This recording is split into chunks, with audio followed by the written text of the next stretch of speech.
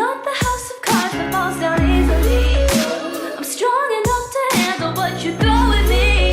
Mental Health News Radio, produced by MHNRnetwork.com, your source for information about our favorite subject, mental health. This show is brought to you by our incredible sponsors like ZenCharts.com, the intelligent EHR for addiction treatment organizations, and MyGenetics, that's MyGenetx.com, changing the way people are diagnosed and treated around the world, helping you better understand what makes you well. Don't you want information about yourself that empowers your mental health treatment? Also, who is minding the store, the finances of your behavioral health organization? TriadicLLC.com, that's TriadicLLC.com, is a full-service revenue cycle management and billing company focused on all the ins and outs of mental health billing. Our sponsors help keep this show on the air and advocating for everyone affected by mental health. Guess who that is? Everyone in the world. Take a listen to our show all the way to the end. You don't want to miss Miles the Therapy Dog's special goodbye.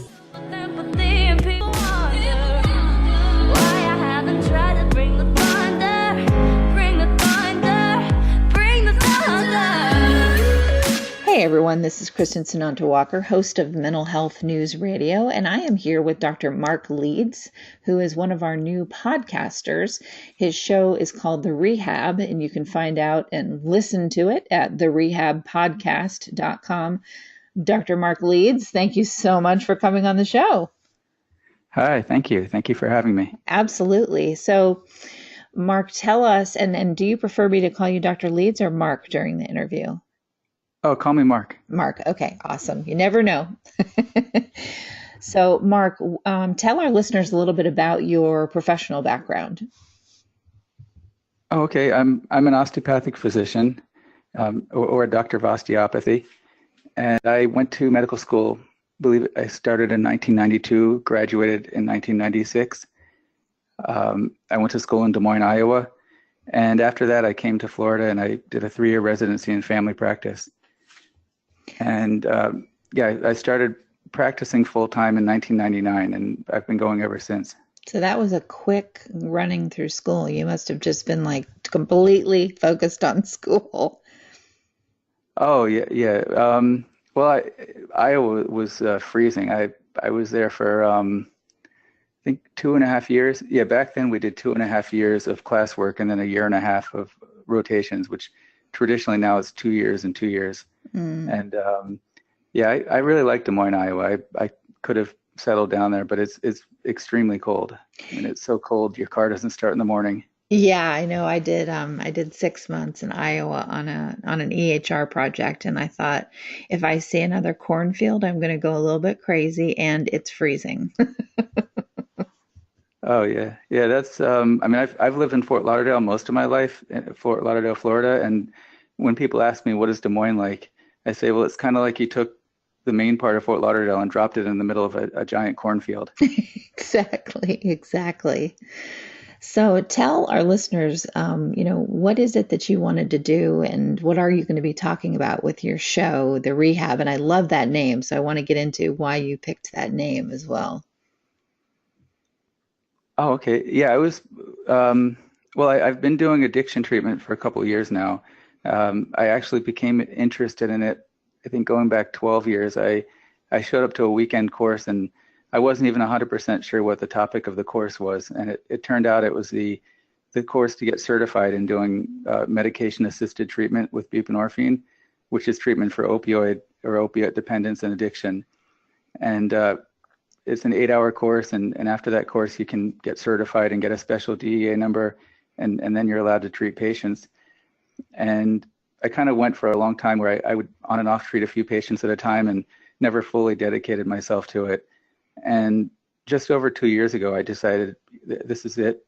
I know we're going to have some difficult times financially, but I'm dropping every other part of my practice.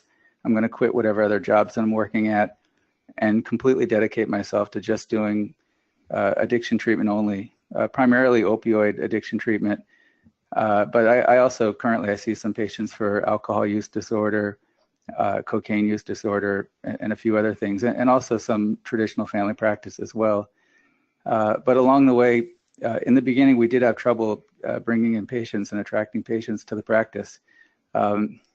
It was difficult with the marketing, and I tried different things. And one thing that worked really well and still works well to this day was SEO content marketing, which meant that I started a blog. I just started writing. In the beginning, I wrote every day. I'd write at least 300 to 1,000 words a day. Wow. As time went on, I didn't write as much. Maybe 3 or 4 days a week. And over time, it worked. It got me coming up higher in the search engine. People started finding us on Google, and I think currently we come out usually near the top of most searches. But one side effect of the SEO marketing was that we started getting contacts from people not just in our local area, but from all over the country, and not just for people interested in getting treatment for opioid dependence, but just all kinds of questions like, how can I find affordable medication? How can I find a doctor that takes my insurance? What do I do? I'm using heroin on the street right now, and what's the next step? Just questions relating to blog postings or just anything. And when I get these calls, I just, if I'm not doing anything, I take them and I'll talk to people for as long as I have. And, kind of gave me the idea that, it's possible to reach out and maybe help, more people than just like the small practice that we have, where I can maybe treat, 30 to 100 people. We don't have 100 people. I think, maybe at any one time, 30 to 45 patients currently that come in on a regular basis. But, here is an opportunity to kind of reach out and help a lot more people. And so what was the satisfaction for you around treating opioid dependence? Well, at first I had worked in the field of pain management, and it's two different sets of people. Some people are under the impression that medical pain management is all people who are addicted and some kind of a drug dealing thing, and it's not. I mean, there's a lot of people that have severe non-malignant chronic pain, and in a lot of cases nothing else works for them other than pain medication. Right. And a lot of these people, they go to their doctor on a monthly basis, they follow all the directions, they do everything the right way, and more, especially now, there's a lot of difficulty in them getting proper treatment, access to medication, and then you have a different set of people who have issues with addiction or substance use disorder, and maybe they're using heroin, maybe they started with pills recreationally, and then in the middle there's an intersection of the the people that have addiction issues, and then they went to the pain clinics to basically malinger or pretend that they have a pain issue just so they can get medication to abuse or maybe even to distribute or whatever they do. But that intersection, I think, is a lot smaller than what people think. But during that time, those few patients, though, that there's some scary things that happen, and you do see in doing medical pain management, you see those issues with addiction, and it's something. I decided I wanted to be on the other side of things and get away from the pain management and be on the side of helping the people with addiction. And once I got into doing that, there's a really dramatic change that you see in people when you go from, when you see a person the very first day, and then you see them the next day, and another few days the next week.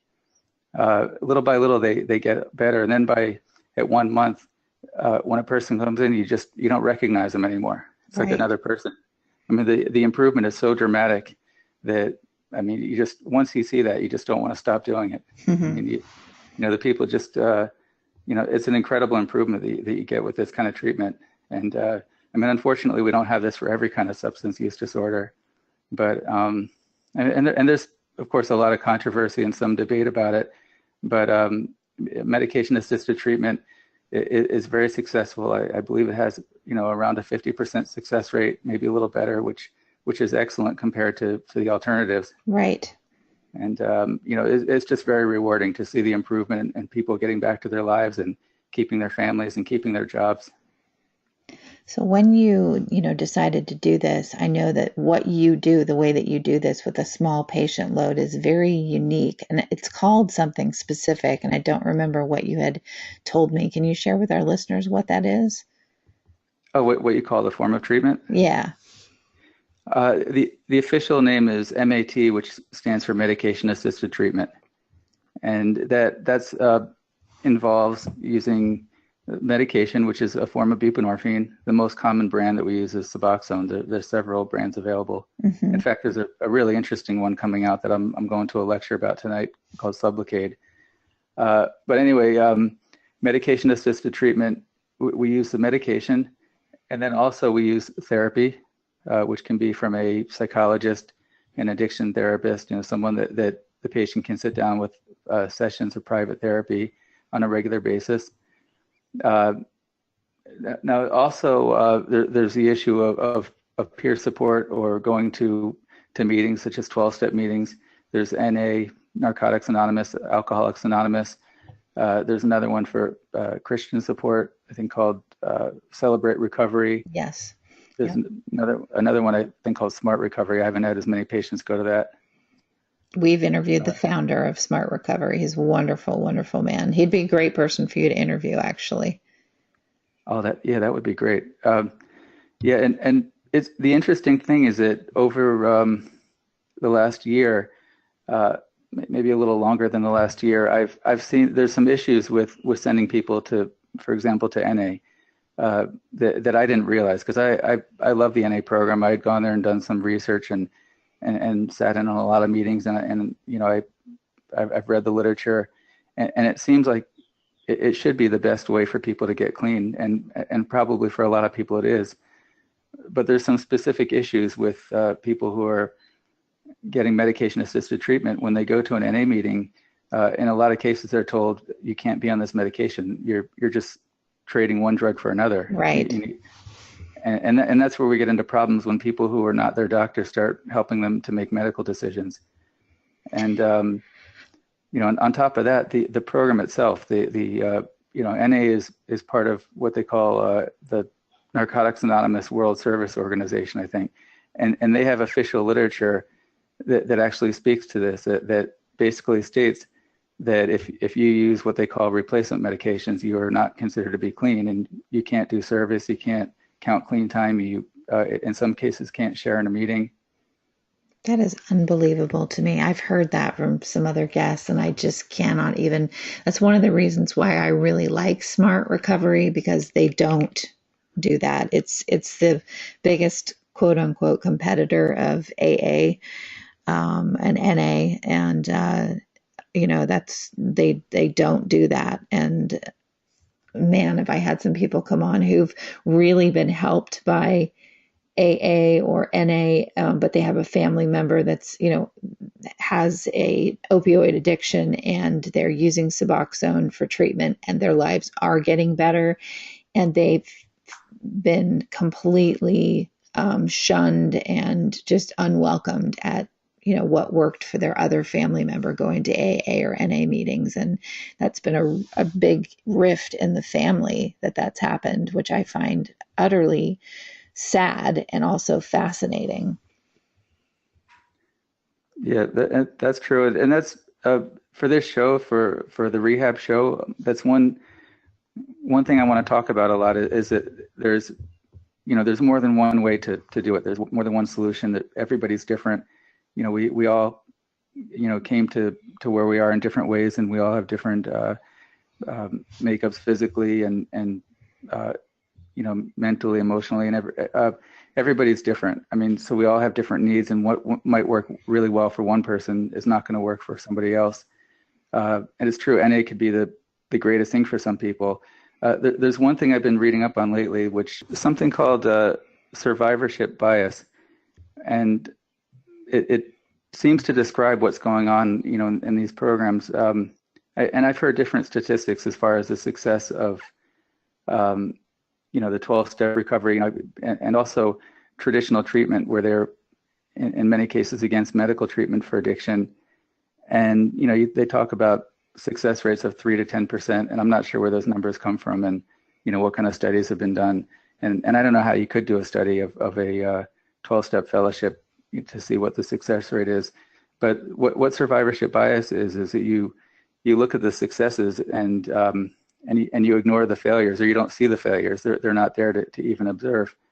So when you walk into a meeting and you sit for an hour, you hear people, claiming their amount of clean time, and you see a lot of success. You see people that are celebrating a year, 2 years, 3 years, people that have decades clean, and and they say, well, it works if you work it. If you work the program, it's going to work for you.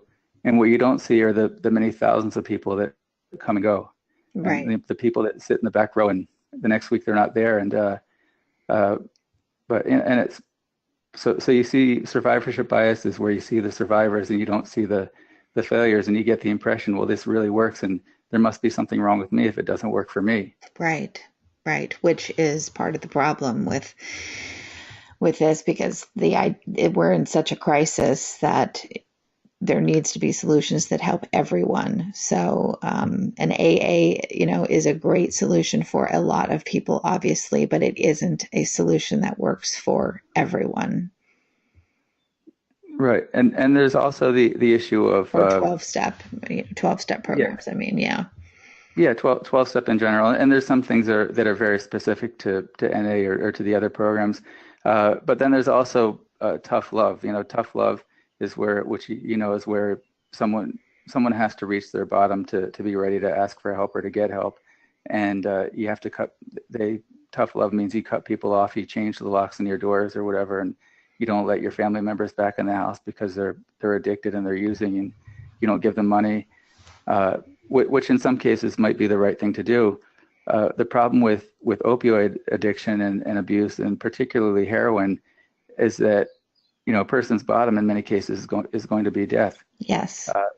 They're poisoning heroin now with carfentanyl and fentanyl. These super potent opioids, which are really more poison than anything.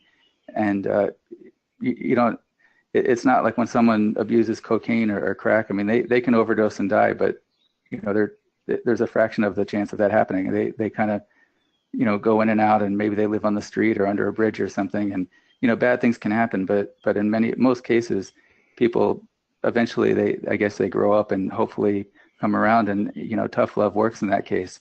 But when you summon someone out who's using heroin and lock them out of the house and don't give them any help, you might not see them again. Right, exactly. So, I'm sure, and you're in the hotbed with being in Fort Lauderdale, Florida, with treatment centers. And I had this conversation with Stephen Kavalkovich, one of our other podcasters, about the fact that there's so many treatment centers that are just being blasted in Florida. And, we looked at the numbers. Well, there are so many treatment centers in Florida. So of course there are going to be some that are just by the law of averages that are, not going to be great, just like there would be in any other state, but there's just so many more of them in Florida. So do you work in conjunction with some treatment centers? It doesn't seem like that. It seems like what you have is this very specialized, very unique one-on-one approach where you don't overload with patients, and they're getting this extremely personal care directly with you, and that understanding with you that you're not going to say no, cut them off, whatever.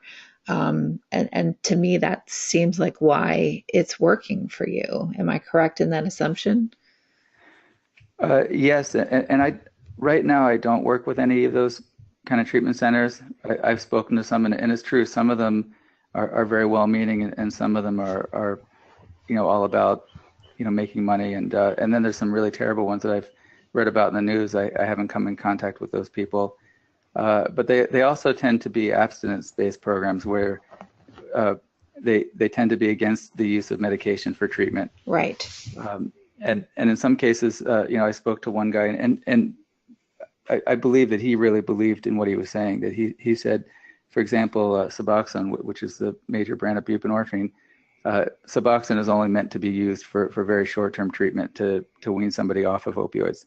And what he's saying is not really backed up by the evidence. The fact is that maintenance over a period of time works better in conjunction with therapy to give a person a chance to kind of get their life back together and to think more clearly and start working on themselves.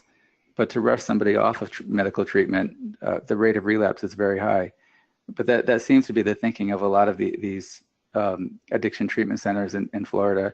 I've spoken to various people, and also a lot of the patients, the people that go through these programs are probably that's what they're taught, and the indoctrination is that medication is wrong and shouldn't be used. And in some cases, there's, from what I've heard, there's some corruption where the treatment centers benefit when a person relapses, and in some of the really extreme cases, apparently they've even given the people the drugs to go relapse, and because they benefit when the person comes back again through the system over and over again. God.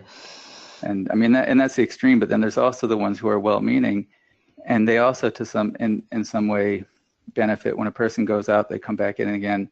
It's another stay at the treatment center, and the goal should be, for a person to recover, to not go back to drugs again. Our primary goal is that a patient does not relapse and stays clean, and ultimately we want to reduce the chance of relapse and overdose death. And as far as what the how long a person should stay on medication, that's difficult to say. I mean, we're still kind of learning as we go along, but definitely a person should have the chance to stay on at least for a few months at the very minimum, and get therapy and kind of see what are their triggers, what do they need to do to prevent relapse in the future, before they just get pushed off the medication and kind of pushed back out into the world. Right, exactly. So there's something else that I've seen on your website, Shiftwork sleep disorder. So talk to us about that. What is that, and why is that something that you work with as well? I haven't done much work with that. I kind of had an interest in it, and I think I wrote one blog post about it, and there was some interest. There was a few people who had commented on it and some discussion at the time. But I found it to be interesting because it's something that doctors go through also in training and in their careers in a lot of cases where, especially in residency, and I know that there's been some regulations in recent years as far as reducing the number of hours that a resident can be expected to work. But it really amounts to a situation of abuse, and there's a high level of burnout for residents and doctors who work for hospitals and large practices. And there's even been cases, and I'm part of a group where we discuss this, where we discuss, issues of doctors who are depressed, and even doctor suicide, doctors driving home at night and they crash their cars because they haven't slept for days. Right. Because they're on these, long multi-day shifts. And, so when I started reading about, the shift work disorder, or work shift. Sorry, I can't remember the order of the wording in it off the top of my head. Disorder, yeah. yeah, that's it. Yeah. So, so I kind of saw how, I remembered how that was for me going through training, and, and even in my early years of work, and, in the last couple of years, I've kind of tried to take control of my own career and have less people in charge of my time, and, less gatekeepers in my life, which I think is a good idea for a lot of doctors. To realize that you don't have to go work for a large company or a large hospital system, that you can have a more direct relationship with a patient, and have your own small clinic. And making money isn't everything. Having 3 or 4 cars in the driveway isn't the most important thing in the world. Right. And I just recently, I was talking to a friend at a convention, and he was telling me about how he's driving from one job to the next, and also how many cars he has. He's got one car to drive, the 3-hour drive to one of his jobs every week, and, the luxury car in the driveway, and a few other cars. And I'm like, well, if you gave up all the cars, you wouldn't have to go to all these different jobs. True. So I mean, it's just, I'm finding now that it's, I'm really enjoying living kind of a more simple life, and just doing something that I love doing, and not having that press for time, and, being tired all the time, and working 3 different jobs. That condition kind of interested me in the way that it pertains to doctors. But of course, it affects a lot of people in the healthcare profession, and others who work unusual shifts and never get enough sleep. Absolutely. Something else that I found fascinating that I had never heard of is the concept of the micropractice. Can you explain to our listeners what that means? And I know that we just segued into that, but can you go into a little more detail? Oh, yeah, and that directly relates to what we were just talking about. A micropractice is as small of a medical practice as you can imagine, where if you imagine a doctor doing a house call where the doctor has this little bag of equipment, comes to your home and and does a medical visit, maybe at your bedside or in your own home. Imagine a house call, but in the doctor's own office. You've basically, it's reducing the medical practice to the absolute minimum, where you don't have a large staff. You may have no staff, maybe even just one secretary, maybe a medical assistant. In my case, I don't have anybody for the most part. I sometimes have a temp working in the office, but often it's just me. And I typically don't work with insurance companies. A person in a micropractice could deal with insurance, but insurance in many cases is also an abusive system where it doesn't really make sense that people have insurance that pays for individual doctor visits. It makes sense to have insurance for catastrophic events, for hospitalizations and things that are unaffordable. But if you think of health insurance like car insurance, we don't expect our car insurance to pay for oil changes or tires, Right. things that are routine and normal everyday wear. But you expect it to be there if you get into an accident and your car is destroyed and you can't afford to repair it. Interesting. So you do consulting about this with other doctors that are considering having a micropractice. Yeah, and that's not a career at this point or a job. I mean, I don't get paid for that, but I definitely, like I said, I'm in a group where we discuss these things, and new people come in, and I've had doctors that have read some of these articles that have called me, and we've had these discussions about what it takes, and sometimes it just, the obvious is right there in front of you, and a person might not see it, that you really can just kind of walk away, in a lot of cases, walk away from the big job that could be killing you. And, opening a small practice or micro practice is easier than you think. You can find places where the rent is very low. You can share a space with somebody else. Could be a psychologist, could be a chiropractor, a physical therapist, someone who has office space, and maybe sublease or subrent or whatever they call it. So it doesn't have to cost a lot of money. And basically you want to keep the overhead as low as possible. Look for any kind of deals and bargains and keep your expenses low so you don't have to have a large, busy practice. And, that way you can give your patients a lot more personalized care, spend more time with them. And it's basically, it's just the doctor and the patient. You don't have, the insurance companies, the administration of a hospital or a large corporation overseeing what you can do and can't do. You can have a more direct relationship. Some doctors are afraid to have patients calling them at night or having their phone number. And it seems like when you have this kind of a micro practice and a less abusive system all around, you don't really get those kind of phone calls that you're afraid of. People, all of my patients have my phone number, and I really don't get calls late at night. I don't get people that want to sit on the phone for a long time, and you have to set boundaries. Typically, we'll set appointments and that sort of thing, but and I'll have some discussion of medical issues on the phone, but in a lot of cases, I'll ask a patient to come in if they really need to discuss something at length. But it's really a great thing. I mean, a micro practice is something that a lot of doctors can do, and I think a lot of doctors should consider if they feel that they're burnt out or stressed out in their jobs. Right, exactly. You're making it, much simpler time. Sounds more like the family doctor of old. Oh yeah, definitely. Yeah, it's definitely exactly like that. Wonderful. So in terms of interviews that you want to do and why, well, first let's ask this question. Why did you want to do a podcast? Well, I really want to be able to help as many people as possible and kind of get the word out. And it really also just seemed like something fun to do. I've also always loved sound technology and music. I've since I was a little kid, I've kind of played around with audio equipment and software and computers. I mean, even before they had all the stuff we have now.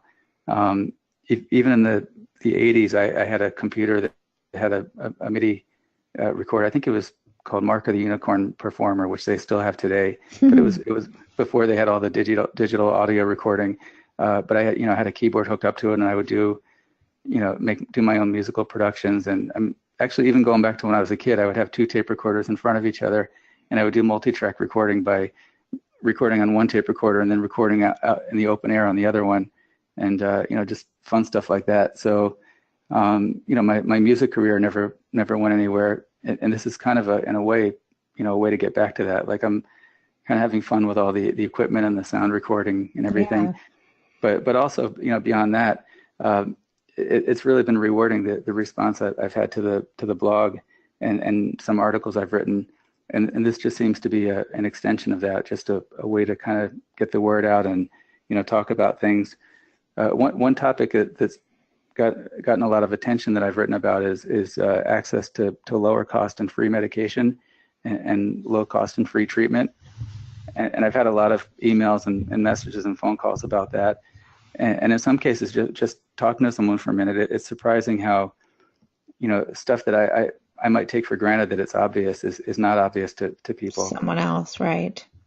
Yeah, like, for example, they have patient assistance programs where you can get free medication, for a person if they financially qualify. And a woman called me from, I don't remember what state, but she was, probably 1,000 miles away from me.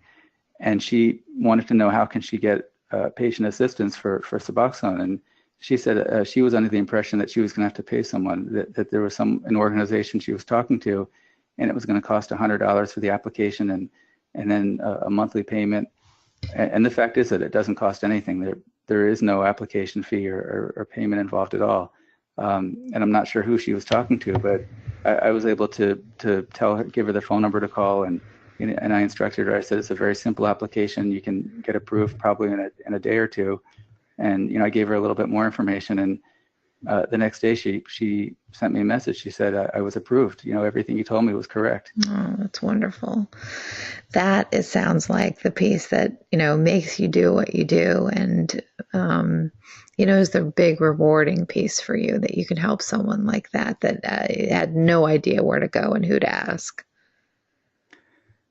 Yeah, exactly. And then and another thing that kind of inspired me was I recently went to a lecture by Kevin Foe, which I'm sure you've heard of, from mm-hmm. Kevin MD. Yep. And he gave an incredible talk, and that's exactly what he talked about. He said, when you write on your blog, and I kind of see podcasting as an extension of that, yes. Kind of a vocal blog, I guess. But he talked about that when you write, you should write as if you're answering a question for a patient, but not for an individual patient. But if there's something that you might repeat yourself to over and over again, you can put that in a blog post as an informational thing, and then refer back to that. And I started doing that, a little bit of that online, like when there's a discussion thread on Facebook, and someone asks a question, and I find myself writing in the comment field, and I might be writing 100 words or more. And I think, well, this would be a lot better as a blog post. I can just give them the link to my blog post. And then that actually happened. They were talking about another interest I have is in software and electronic health records. And people were asking about, what's going to happen now that Practice Fusion is not going to be free anymore. Right. What can they turn to? And I really believe in open source software. And I started writing in this comment thread, and I had a lot to say. And I thought, well, let me just go write it on my blog, not my drleeds.com blog, but I have another one where I write about that kind of stuff. And, while everybody's discussing it, there's like comments popping up one after another. I'm off on the side, writing probably 1,000-word article. And, at some point somebody tagged me on the thread, wanting my opinion, because they knew that I like to talk about software. And so all I did is I just posted the link to that blog post. We have that in common, because I don't know if I told you, but I've helped many, many, many behavioral health organizations figure out, if what they're using as an EHR is something that needs to go away, and most of the time it is, and helping them find, a new one. The difference, though, between the two of us is they don't have anyone on staff like you that will go in and tinker and be able to figure it out. They just don't, have the luxury of having someone that can do that. So I help them, with that process. And that's been really rewarding for me because I look at it like, would I want to put my family's patient records in some of these systems that are out there? And the answer is no, I wouldn't. Yeah, definitely. And that's something that's interesting with Practice Fusion, for example, and probably some of the other ones, is that it's kind of well known now, but not everybody knows it, that they package and sell patient data, and the way that they justify it is that they say that it helps, that it helps to find, I guess, like outbreaks of illness, and the data can be studied. But I mean, that's what they're talking about. But they could also be selling it to drug companies, Yep, and insurance companies, and what the way they justify it is that they de-identify it by some process that's officially sanctioned, where they remove all of the identifying factors out of the data. Yep. But Protected health information. Yeah. Yep. Yeah, but you can't de-identify data. It's impossible. And it's been proven. There's actually been studies where they show that they can take de-identified health data and re-identify it with very little effort. Mm. And That's frightening. I mean, it's so that's, and not that someone is going to go fishing through this de-identified data to find my health record or someone else's, but you really never know if a company is motivated to find that data and get a pretty good idea of what health issues that I have or someone else has. I mean, if they really have to, and these things are going to get only more and more efficient with artificial intelligence. Absolutely. So the best thing is really to just not have your data being sold and given away. That was something that I would say consistently when people would say to me, well, I want to use Practice Fusion in my behavioral health practice because it's free. And I'd say, well, okay, it's not really free. And this is why. And I gave them the reasons that you just stated. They are selling your data. And it's not really built for a behavioral health practice. So you're going to spend a lot of time customizing it when there are other systems out there that don't sell your data and they've specialized, to work for the way a mental health practice works. So yeah, there's a lot out there that, that people just don't understand. But since I've, been doing this for about 6 years now, I have definitely seen a change in, the EHR world. Some not good and some good, but at least client awareness, user awareness of what a good system is seems to be getting better. And there are, in some cases, there are some better vendors out there as well, which is good news. Yeah, no, that's definitely good. I personally, I still, I always prefer open source because of the complete freedom that you have. Right. That no one owns it, but everybody owns it. And you can take, I for example, I have software that I'm running in my office that some of it is very recent and new, and some of it is code that's been there for 12 years, and it works, and there's no reason to change it. And there's no company to tell me that your software is outdated, or you need to update, or we need to migrate you to a new system. So it's not. I mean, it's free in the sense that if you know how to use it, you don't have to pay for it, or you can pay for someone to set it up for you. But the real meaning of freedom is that you're completely free in how you use it. There's no company or owner to tell you what to do with it. Switching gears, one of the things that, I liked about the Micropractice was it reminded me of concierge practices. Am I wrong in that assumption? It's similar. There's different meanings for concierge, which they also use the term VIP. Okay. And I was a little confused about that also, and that's what I thought. I thought concierge or VIP medicine meant giving a person more access to the doctor, and giving them more time, and allowing a doctor to call you and have your phone number, and not feel rushed and not be in a busy waiting room. And there's a practice down the street from me where they take insurance and they have a busy practice, but they have a VIP concierge service where there's a separate waiting room. So if you pay a little bit extra, they still bill your insurance. It's still like a regular busy practice, but you get to sit in the fancy waiting room and they take you before the other people. And that does, yeah, I mean, but to me, it doesn't feel right to, to have two different levels of service where you have another room full of people being given better care than. That's like first class as opposed to coach. And then we're talking about medical care like an airline, and that's not a good thing. yeah, exactly. But and then there was a company that I talked to where I think I forgot the name of the company, but I think their view of it was to use the doctors that have the highest level of credentials and to give you access to, when you go to see a doctor, you're going to see a doctor who he's a researcher and he's on staff at all the top hospitals and he's been reviewed as being the best in his field and that might be good also. And especially although if you're going to get surgery, looking for the top qualified doctor is not necessarily the best indicator of the best outcome. Going to the hospital that does most of that particular procedure is probably going to guarantee the best outcome. But for me, what I see is concierge medicine is the improved access, that you can talk to your doctor and not have people between you and the doctor blocking access. And that's pretty typical of your regular medical practice. What they call a big box clinic is that you have a whole army of people protecting the doctor from getting phone calls and having patients speak to them. And the doctors also start believing that that's a good thing, that they should be isolated from their patients. Right. But once you kind of get over that and you realize that and one way I realized this over a period of years is that, I worked in some dysfunctional practices where they really didn't give very good patient care. And, they wouldn't call patients when patients needed to be called. They wouldn't give information to me, and they wouldn't let me know when patients were trying to reach me. So I just started developing a direct relationship with patients on my own, as far as giving my phone number out and telling them, if you need anything, you can call me directly. Yeah. And, and I found that the patients didn't really abuse the privilege of having direct access. And, and maybe it shouldn't even be considered a privilege. Maybe that should be the right of a patient to. Absolutely. They can access their doctor and not be rushed out.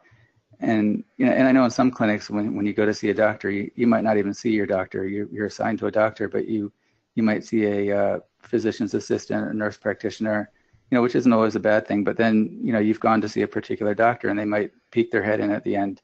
That actually happened to me when I went to see a doctor when I was in school, and I didn't realize the person I was talking to wasn't my doctor. And at the very end, she literally stuck her head in the door, nothing more than her head, and said hello and smiled and walked away. And that was the only interaction I had with the doctor.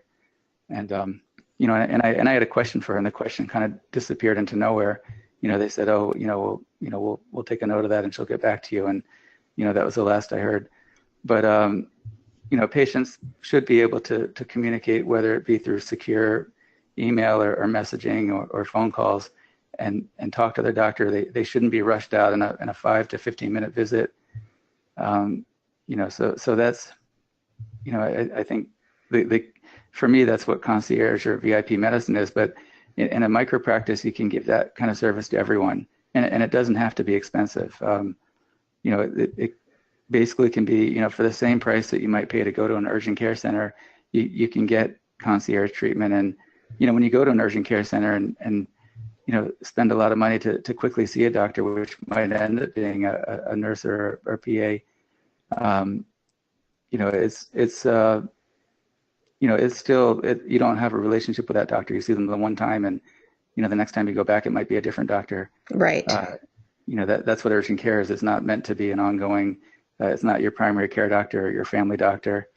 But yeah, micropractice, the way I see it is you get that concierge or VIP treatment, but it doesn't have to be expensive. It doesn't have to be exclusive where you're treated better than the next person. It makes it possible where every patient in your practice can get that kind of treatment. Fantastic. Well, I'm excited that you're going to be doing this because this is unique. We have other podcasters that talk about addiction, but we don't have a doctor that's talking about it and doing it in this very personal way. So I'm excited about, having you be a part of our network, because I think that this is going to be an extension of, of what you do one-on-one with people. And hopefully it, helps the movement of moving towards these kinds of practices for people, for other doctors as well. Yeah, and the micropractice happens to be ideal for addiction treatment. The two, for me, they go hand in hand. A busy practice, I don't think can really provide the kind of direct and personalized care that someone who's struggling with addiction or a substance use disorder, the kind of care that they need. To just walk into a quick 5-minute visit where the doctor hands you a prescription and you're sent out the door and given an appointment, that's not enough. I mean, the doctor needs to sit down and have time to get to know the patient, communicate with them. They need to be able to say, if you have any problems, throughout your treatment in the early days, you can call me anytime, day or night, and I can talk you through it. Or, if you have any questions, and it doesn't have to be filtered through a whole system.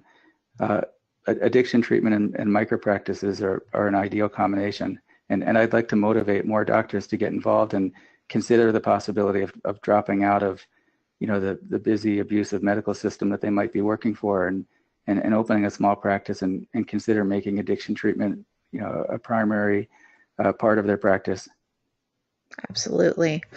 Well, I'm going to tell our listeners that they can go to therehabpodcast.com, and please share with our listeners where they can go to your practice website. Oh, okay. Yeah, my practice website is drleeds.com, which is drleeds.com. Or if you want to spell out the whole word doctor, I think that goes there also. But yeah, drleeds.com. That's specifically to make appointments or read my blog as it pertains to the treatment of opioid use disorder and some other topics. But yeah, that one is specifically for my local practice. Well, fantastic. Thank you so much for joining the network, and thank you for doing this show with me this morning. Oh, thank you. And thanks to our listeners for another edition of Mental Health News Radio.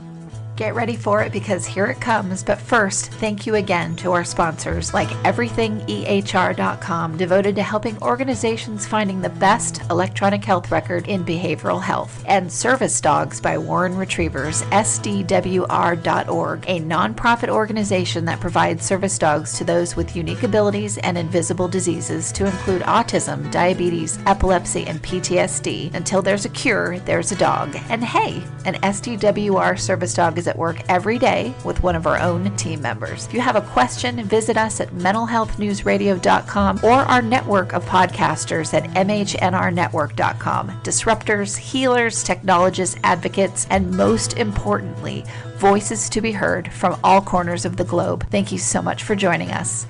And now a final word from our therapy dog, Miles. Good boy.